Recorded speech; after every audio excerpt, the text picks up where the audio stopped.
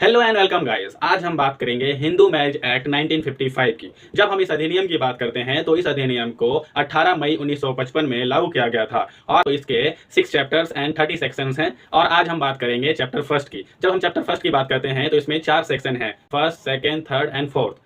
जब हम section first की बात करते हैं तो सेक्शन फर्स्ट में बताया गया है शॉर्ट टाइटल एंड एक्सटेंट। मतलब कि शॉर्ट टाइटल की बात करें तो हिंदू मैरिज एक्ट 1955, और जब हम एक्सटेंट की बात करते हैं तो इसका जो एक्सटेंट है वो संपूर्ण भारत पे है। और यही नहीं, भारत के हिंदू जिस भी विदेशी राज्य में रह रहे हैं उन सभी पर यह अधिनियम लागू होगा। अब जब हम सेक्शन 2 की बात करते हैं तो सेक्शन 2 में बताया गया है एप्लीकेशन ऑफ द एक्ट। मतलब कि यह जो अधिनियम है वो किसके ऊपर लागू होगा। तो हम बात करते हैं हिंदू धर्म के विभिन्न संप्रदायों की, जैसे वीरशैव हो गए, लिंगायत हो गए, आर्य समाज, ब्रह्म समाज, प्रार्थना समाज, और सिख धर्म, बौद्ध धर्म, जैन धर्म और आदि उन बच्चों पर जिन जो कि इलेजिटिमेट है और लेजिटिमेट है। यह अधिनियम उन सभी पर लागू है। जब हम सेक्शन 3 की बात करते हैं तो सेक्शन 3 में कुछ शब्दों को परिभाषित किया गया है, जैसे रूढ़ी और प्रथा, साथ में जिला न्यायालय, और साथ में full blood, half blood, uterine blood और एंसिस्टर और एंसिस्ट्रेस को डिफाइन किया गया है, परिभाषित किया गया है। इसके साथ ही जब हम सेक्शन 4 की बात करते हैं तो सेक्शन 4 में बताया गया है कि over riding effect of the act. मतलब कि हिंदू मैरिज एक्ट 1955 के लागू होने के बाद जितने भी हिंदू विवाह के नियम नीति थे उन सबको समाप्त कर दिया जाएगा। और अब से